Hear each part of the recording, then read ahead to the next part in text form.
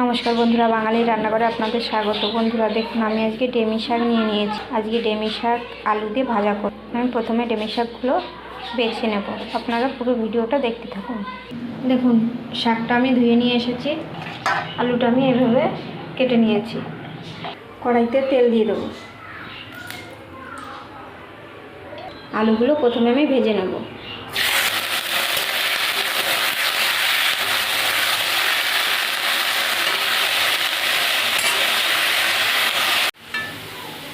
দেখুন, আলুগুলো আমার ভাজা হয়ে গেছে। শাকগুলো দিয়ে দেবো।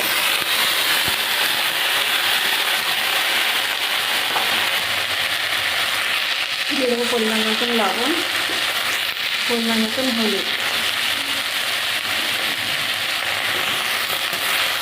এটাকে আমি ভেজে নেব।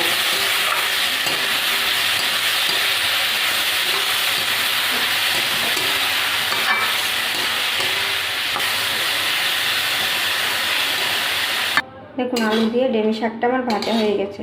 এবার আমি নামিয়ে দেবো। আপনাদের যদি এই রেসিপিটা ভালো লেগে থাকে তাহলে লাইক, কমেন্ট, শেয়ার এবং সাবস্ক্রাইব করে দেবেন।